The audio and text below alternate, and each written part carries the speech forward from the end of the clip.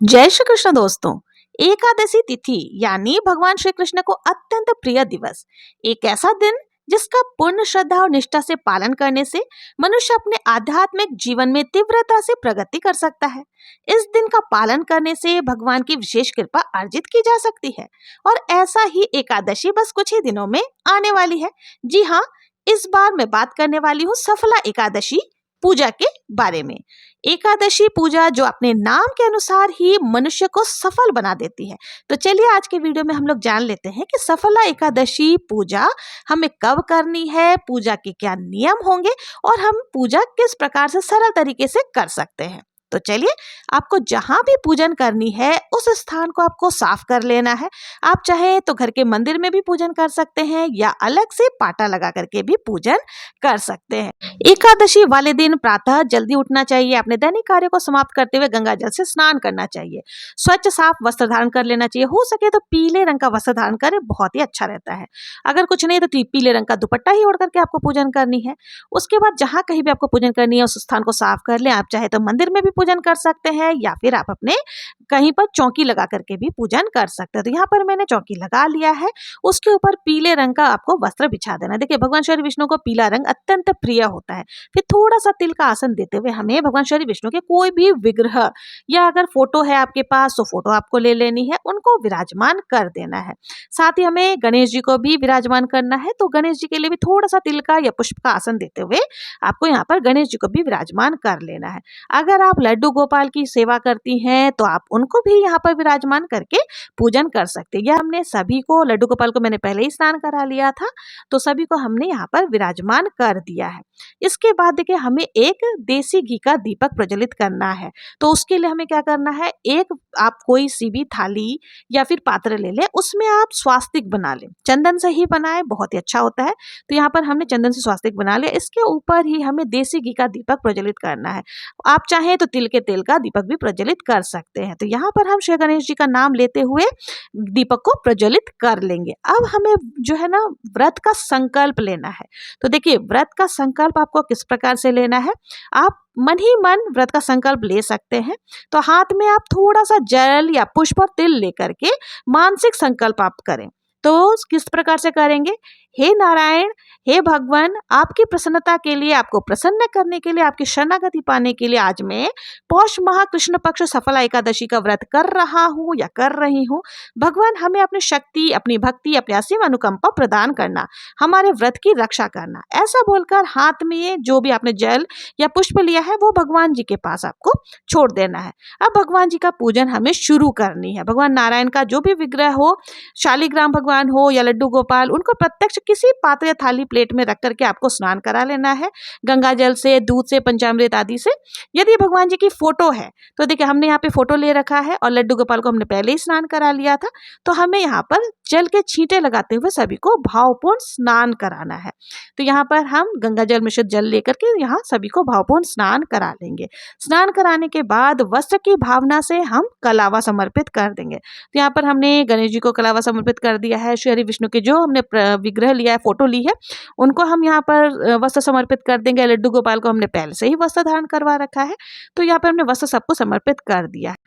अब देखिए, मेरे पास यहाँ पर जनेऊ है, तो मैं श्री विष्णु को पीला जनेऊ और गणेश जी को सफेद जनेऊ भी समर्पित कर दूंगी। अगर आपके पास जनेऊ है तो ठीक है, नहीं तो आप कलावा कोई 7 बार लपेट देंगे तो वो जनेऊ का ही रूप ले लेता है। अब हमें सभी को तिलक लगानी, तो आप हल्दी से, रोली से, चंदन से तिलक लगा सकते हैं। तिलक के पश्चात लगाने के लिए हमें यहाँ पर तिल भी जरूर से लेना है। तो यहाँ पर हम लड्डू गोपाल को, गणेश जी को, श्री हरि विष्णु को, सभी को चंदन से, हल्दी से तिलक कर देंगे। उसके बाद गणेश जी को रोली से तिलक लगा देंगे। तिलक के पश्चात हमें तिल जरूर से समर्पित करनी है।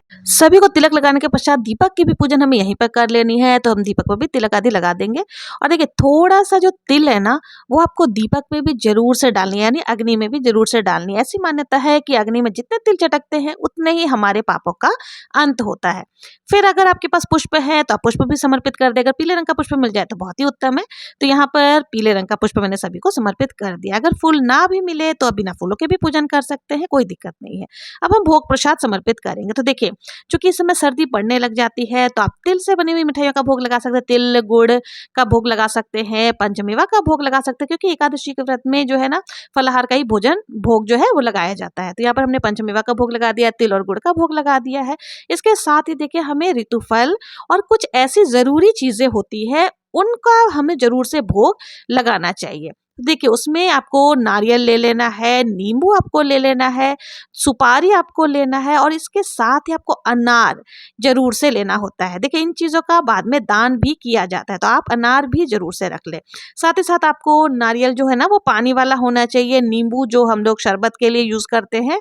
तो ये चीजें आपको जरूर से, और उसके साथ में जो भी ऋतुफल आदि है वो उसका आप भोग लगा सकते हैं। गणेश जी का भोग हम अलग से लगाएंगे, क्योंकि देखिए गणेश जी के भोग में तुलसी पत्र नहीं डाली जाती है। एक पात्र में आपको देखिए जल भी जरूर से समर्पित कर देना है। गणेश जी को अगर दूर्वा घास आपको मिल जाता है ना तो अति उत्तम है, तो आप गणेश जी को दूर्वा घास जरूर से समर्पित करें। और श्री हरि विष्णु का भोग जो है उसमें आपको तुलसी पत्र जरूर से डालना है। और आज के दिन ना आपको तुलसी जी की जो मंजरी होती है वो आपको जरूर से समर्पित करनी है। अब देखिए, इस बार दशमी तिथि जो है उस दिन इतवार यानी संडे रहने वाली है, तो संडे को आप नहीं तोड़ सकते हैं तुलसी पत्र और मंजरी। तो आप एक दिन पहले शनिवार को ही तोड़ करके रख ले। इस प्रकार से किसी भी पात्र में आप रखेंगे ना तो बिल्कुल ताजी रहती है। तो आपको तुलसी मंजरी जरूर से समर्पित करनी है। देखिए, सफला एकादशी के दिन अगर आप 108 तुलसी मंजरी श्री हरि विष्णु को समर्पित करते हैं ना, तो इससे ऐसी मान्यता कि आपके सौभाग्य में वृद्धि होती है। तो देखिए, 108 मंजरी आपको कैसे समर्पित करनी है। अगर आपको श्री हरि विष्णु जी का 108 नाम आता है तो हर एक नाम को लेते हुए आपको मंजरी समर्पित कर देनी है। यदि आपको श्री हरि विष्णु के 108 नाम नहीं पता है तो ओम नमः भगवते वासुदेवाय इस मंत्र का जाप करते हुए भी आप जो है तुलसी मंजरी समर्पित कर सकते हैं। यदि आपके पास बड़ा तुलसी जी का पौधा है तो उसमें आपको मंजरी इजीली मिल जाएगी। तो यहाँ पर हम ये सारी चीजें समर्पित कर देंगे। अब हमें देखिए इत्र सेवा भी जरूर से देनी चाहिए। तो श्री हरि विष्णु, लड्डू गोपाल सभी को हम ऐसे थोड़ा सा आप इत्र सेवा जरूर से दें। अगर आप चाहें तो कॉटन में लगा करके भी दे सकते हैं, या फिर उंगली से भी आप इजीली लगा सकते हैं। तो यहाँ पर हमने सभी को इत्र सेवा दे दी है। धूप को प्रज्वलित कर ले, धूप आपको दिखा लेना है। और धूप दीप दिखाने के बाद देखिए हमें हाथ जोड़ करके अब कथा का श्रवण करना है। तो कथा सुनने से पहले हमें क्या करना है, दक्षिणा जरूर से समर्पित करनी है। देखिए, दक्षिणा जो है वो पूजा में रही कमियों को पूर्ण करती है, तो यथासंभव दक्षिणा आप जरूर से समर्पित कर दे। उसके बाद हमें कथा का श्रवण करना है।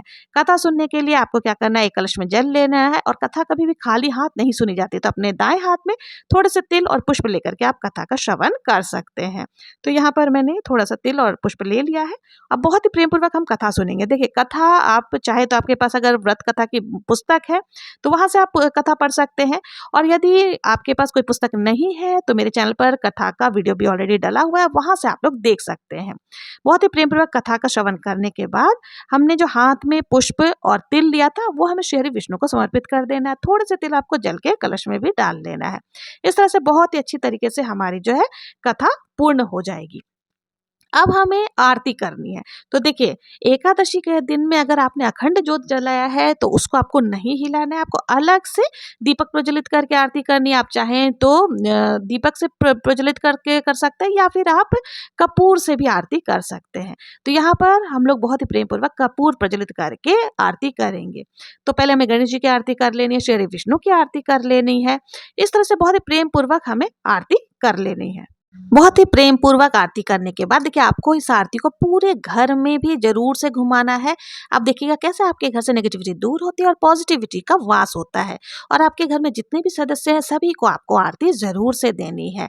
उसके बाद हाथ जोड़ करके पूजा में रही कमियों के लिए आपको क्षमा याचना करनी है और अपनी मनोकामनाओं को पूर्ण करने के लिए श्री हरि विष्णु से निवेदन करना है। इस तरह से जो है आपकी पूजा पूर्ण हो जाएगी। तो ये सुबह की पूजा आपको कर लेनी है इसी प्रकार से। उसके बाद आपको क्या करना है, देखिए थोड़ा सा जो कलश आपने जल लिया था ना, जल हाथ में लेकर के आपको 2 बार आचमन करनी है। आप चाहे तो देखिए इस दिन हवन भी कई लोग करते हैं, अगर हवन आपके पास समय है तो आप हवन भी कर सकते हैं। तो इस तरह से 2 बार जल लेकर के आपको आचमन कर लेना है।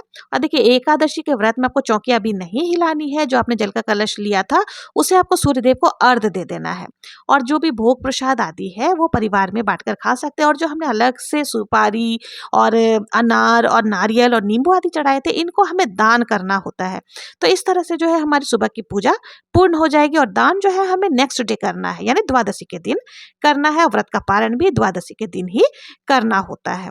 तो इस तरह से हमारी पूजन हो जाएगी। देखिए रात्रि जागरण का विशेष महत्व होता है, तो रात्रि जागरण करें, भजन कीर्तन आदि रात्रि में सुने। हो सके तो आप कोई भी पुस्तक आदि या एकादशी महात्म्य में पढ़ सकते हैं। देखिए एकादशी व्रत के समान जप तप दान यज्ञ के समान कोई दूसरा और व्रत नहीं है। ये व्रत 5000 वर्षों तक साधना तप करने के बाद जो फल मिलता है उससे अधिक फल, उससे अधिक पुण्य सफला एकादशी व्रत करने से प्राप्त होता है। तो इसलिए ये व्रत आपको जरूर से करनी चाहिए। सफला एकादशी का व्रत जो भी मनुष्य करता है अंत में उसे मुक्ति जरूर से ही प्राप्त होती है। तो बहुत ही सरल तरीके से मैंने बता दिया है कि किस तरह से आपको ये पूजन करनी है।